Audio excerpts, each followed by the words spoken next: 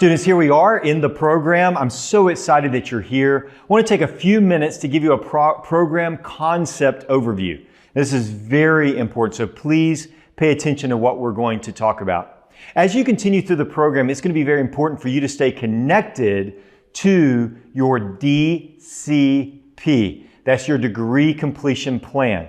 You want to be in constant communication with academic advising, and as you're registering for courses, you want to make sure that you follow the correct course sequence and the course trajectory. So I'm going to take us a few minutes just to go over our program with you, just so that we're on the same page from the very beginning. This will also help you kind of filter through the various lectures and cognates and know what's going on. So let's do that at this time.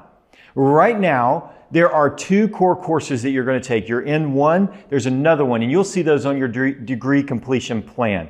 So you have these two core courses that are required of everybody's program, regardless of what cognate they are in.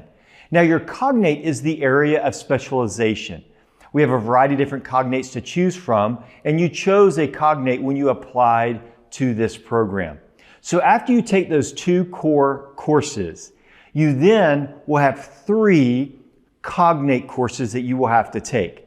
So now at this point in the program, you have a total of 5 courses that you have taken.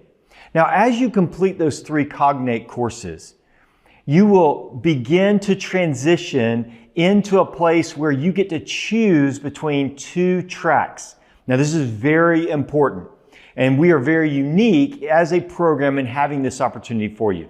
The first track or option for you is the traditional thesis project track. Now, if you choose that track, what will happen is you're going to go into a system where you're going to create a statement of problem, a thesis statement, and a statement of purpose. You are then going to apply all that you have learned into a specific idea to address a problem in a local ministry context. You're going to end up writing a 100 to 150 page project. You're going to end up doing some action research in a specific local ministry setting.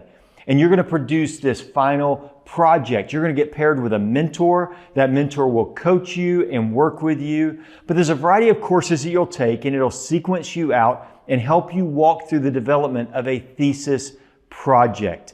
So all of your research and study will be done around one central problem, and it will produce one central project within a local ministry setting. You're going to be interviewing other people. You're going to have to go through various steps and opportunities in that, but that's that thesis project track. What I'm really excited about is we also have something called a portfolio track. So versus creating all of your project around one idea that's a 100 to 150 page project, you're going to produce something similar, but it's going to be what we call micro projects. So the portfolio track's a little different. You're not doing action research in a local ministry setting. What you're doing is there's 5 courses you take. The first 4 help you design creative micro projects. Each of these projects are usually around 20, 25 pages in length. Some of them might be a little longer, some of them might be a little shorter, but they're centered around micro projects. These micro projects then in each class, you'll have 4 of them. They'll hit on a different angle, will then be brought together as a cumulative body of work for you in a portfolio. That final portfolio in that final class, you will write an assessment and an evaluation, what you've learned, how you see this contributing to ministry in the future. So it's very creative, very collaborative. It's broken down into tangible steps. So your 2 options are really to get paired with a mentor and spend your time working on one big project over here that will be the full body of your research. The other option will be breaking it up into micro projects and then pulling that into a portfolio in 5 different classes and then presenting that as the cumulative body of your doctoral work. Either way, this will happen. This transition happens when you get through your cognate courses. Now, here's something important to note. If you take one track or the other and you decide this isn't really for me, I need to swap over, you have to start at the beginning of that track. So if you get halfway through your thesis project and you decide you really want to do the portfolio, you can change over, but you have to start at the beginning of the portfolio track.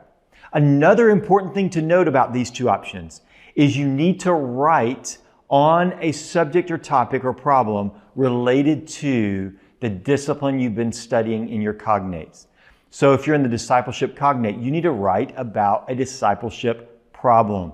If you're in the spiritual formation cognate, you need to write about a spiritual formation problem. So make sure your research and writing is consistent with the cognates that you've taken. So one last thing to note here. As you continue on in this course, some of your videos will relate more specifically to the thesis project track, and some of them will be more applicable to the portfolio track. Don't get confused about that, but at this point, here's what I want you to remember. As you move through your program, you're going to take 2 core classes, then 3 cognate classes. By the end of those 3 cognate classes, you need to make an important decision. Which track do I want to take? At any time, if you have questions or concerns, you can contact the Doctorate Ministry office. We'll be glad to help you. And then together, we can kind of formulate which track might be best for you, depending on what you want to accomplish. Hope you have a great day. Know we're praying for you, and you can do this.